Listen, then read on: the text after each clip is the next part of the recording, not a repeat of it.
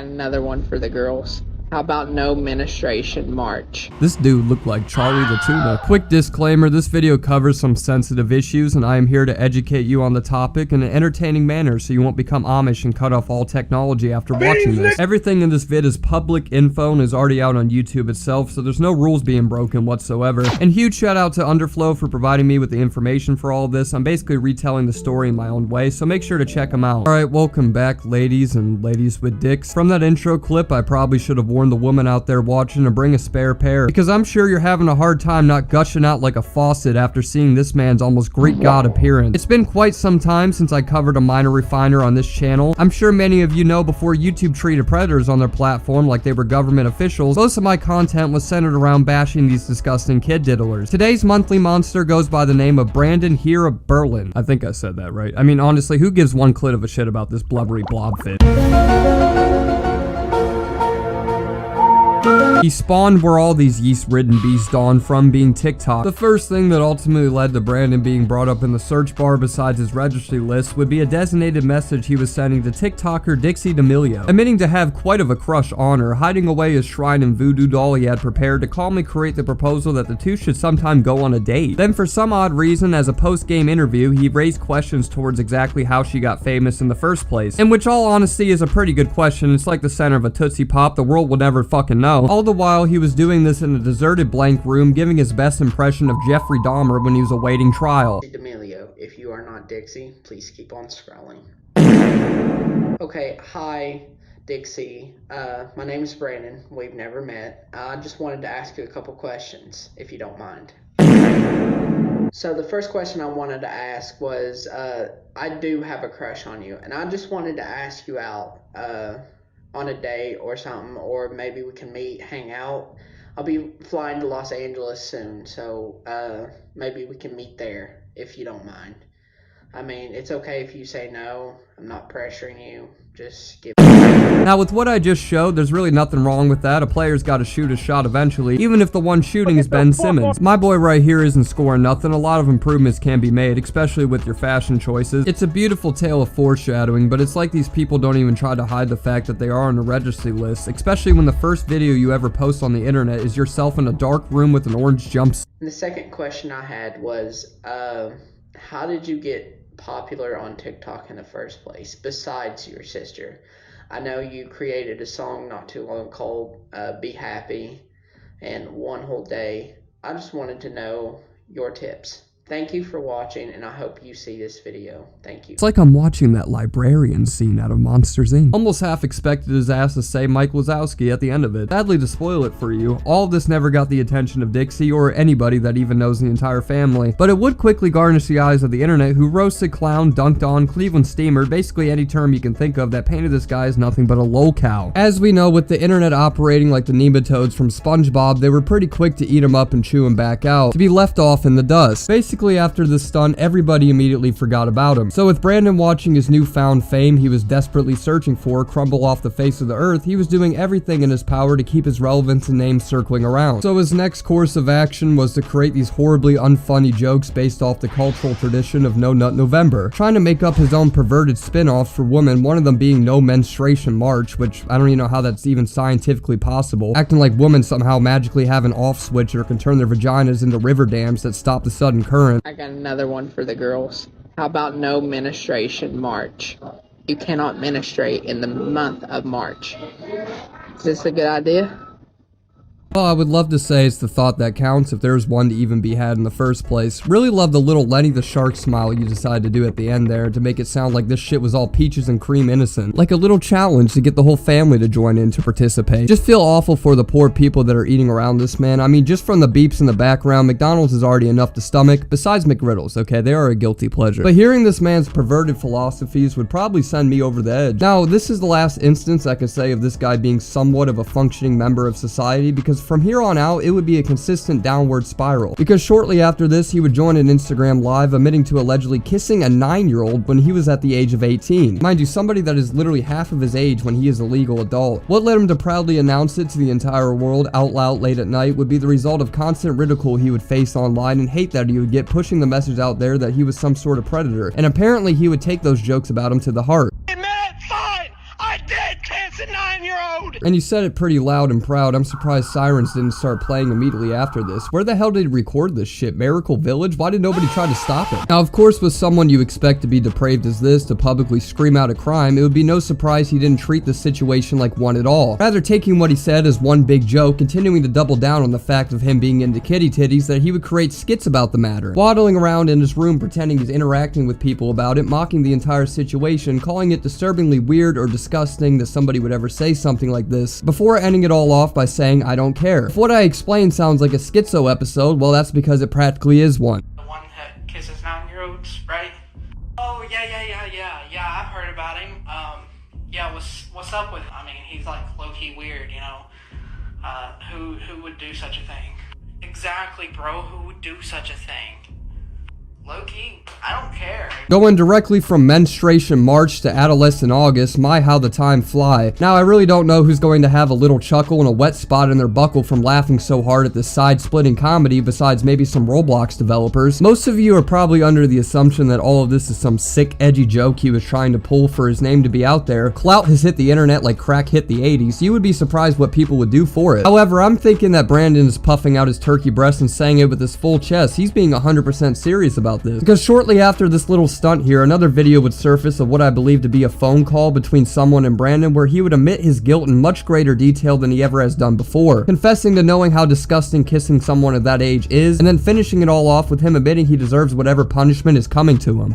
Stupid things that, A, I'd probably be arrested for, and B, I probably deserve what is being told to. The flying fuck was that? This dude calling off a Greg Heffley's Ladybug phone. I haven't heard a ringtone like that since 2007. Anyways, really looking beautiful as ever, Brandon. You remind me of a lesbian art teacher that hangs out on anti-vax Facebook groups all day. But if you couldn't hear what was said before that loud-ass Nokia beep, it was again just him taking all the blame for it. Throwing that insanity plea right out the window because it's clear in his mind he knows everything he's doing is clearly in the wrong. I'm just here to let you know that ever since what happened back in 2020, I have kept myself clean. There are addictions out there that people need desperate help from since Brandon is treating it like it's rehab. Touching kids is definitely not one of them. Those people don't deserve a single ounce of help, and matter of fact, you might as well ship them right to a nursing home so they can get a real idea of what fear is like. So after all this information I shared was being broadcasted to the internet, the hate train Brandon suddenly faced made him start to block every comment or post he's made, turning it into a quiet ghost town to avoid any backlash. The next thing he would do to destroy his reputation is what we've seen countless of these other semen demons do over the years, which is to fire up a TikTok live in order to defend himself. The short scoop about it is him begging for people's forgiveness, comparing his acts to the great likes of the Cupcake Commissioner. We know his name is more cursed than Voldemort, so we won't speak it, but he creates this tangent about how if people can forgive him, then they can have the heart to forgive Brandon too, despite nobody on this great green grass ever forgave his lumpy lard ass in the first place. Literally, people have forgiven all these other creators, but yet you can't. To me, when it's been 2-4 years ago, I expect you respect me the same way you respect them. And honestly, I'm gonna be honest, I don't fucking care anymore. The reason nobody is ever forgiving you is the same reason nobody forgave the people you listed. It's not something that's just going to slip over the mind. Your entire legacy on the internet is you admitting to committing a crime. So why would anyone have a reason to forgive you for doing an egregious act like this? Your Napoleon Dynamite ass sure as hell don't deserve it, so stop pretending like you do when a few weeks earlier you were crying on the phone about everything you did was so morally wrong, and the last thing you deserve is for people to acquit what you've done. So, literally, any more comments on their pages explaining what happened to their allegations. EDP doesn't. I think EDP is still on TikTok. By the way, I've seen his account pop up on my For You page multiple times. So EDP, y'all didn't get rid of EDP. Out of everybody in the entire world, he chooses to compare himself to the most documented predator anyone has ever seen since the trial of Larry Nassar. A man that was treating illegal sex like it was the Pokédex, trying to capture every underage person on the planet. And that's who you decided to aspire to be like on your live stream? That's who you look in the mirror and see yourself as? Yeah, we gotta take the barbed wire off of prisons and put them around schools. Y'all didn't get rid of EDP. He's still on TikTok, roaming around, making videos. He's got his comments turned off. Well, actually, yeah, he's got his comments turned off, but he doesn't have his comments turned off on Instagram.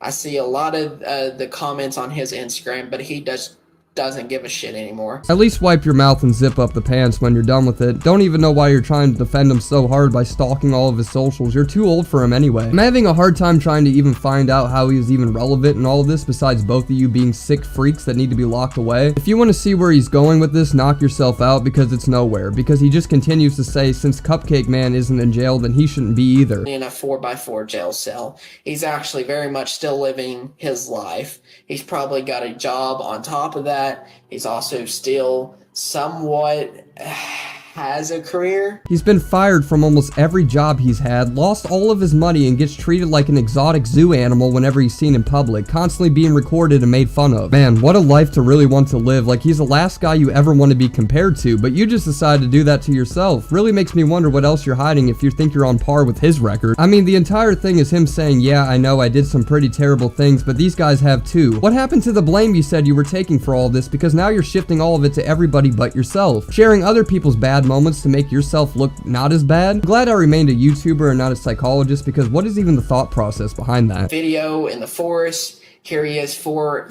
years later boxing Floyd Mayweather. Literally started his own drinking company, Prime, and literally has a podcast that has over 4 million subscribers. Literally. Jared Fogle had the entire brand of Subway in his hands, and look where that led him. I think that would be a more suitable person to take after since you look like his firstborn son. I think Jared fits way better than the guy that recorded a corpse in the forest and then made little juice bottles after. Logan Paul to this day still scams people and is generally by the majority of the public considered shady. If you're going to try to make yourself not look like shit, maybe stop looking into assholes to use as your saving grace. James Charles, he took a break for like 2 months.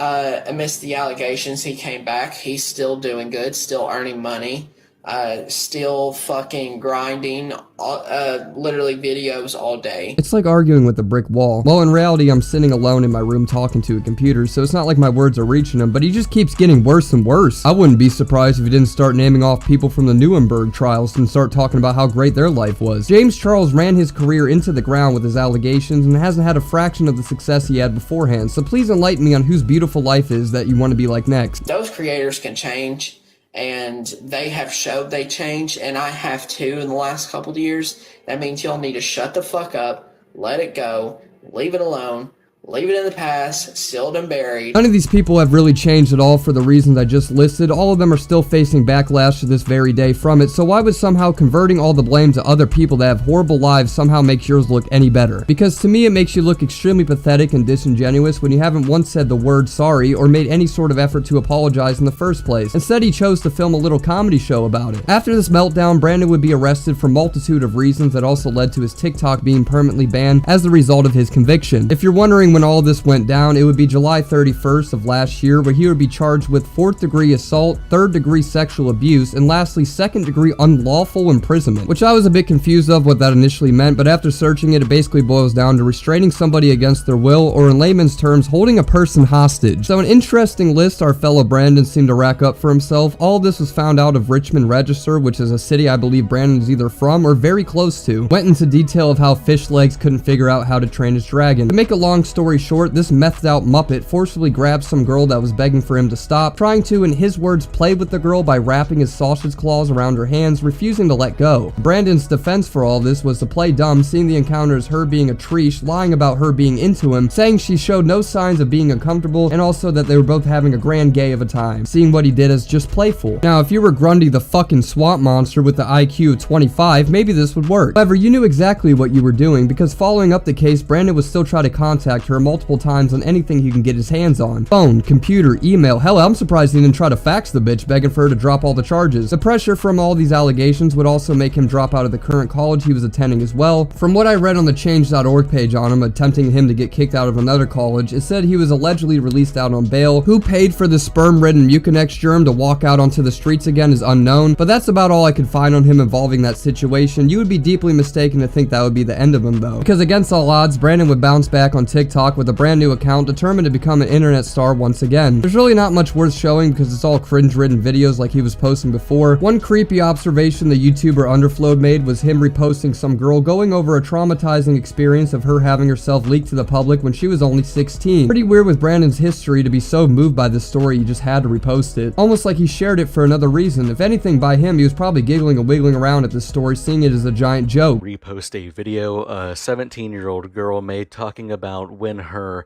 private photos and videos were leaked when she was the age of 16, which to me is just very creepy knowing Brandon's background. When I tried to look up in the username in Underflow's video, I couldn't really find anything even remotely tied to him. So maybe he got banned again, which would finally put a rest to this monster lurking around on the internet. I really couldn't find jack shit to squat about him, so I think that's going to wrap the video up here. If you guys enjoyed, make sure to slap a like on this vid before your dad slaps you. Subscribe if you hit my vibe and want to have noties on for more TikTok creep videos like this one you're watching. And make sure to follow all my socials, especially my Instagram. The links will be all down in the description. And with that being said, I will see you all very soon. I'm gonna head out this bitch.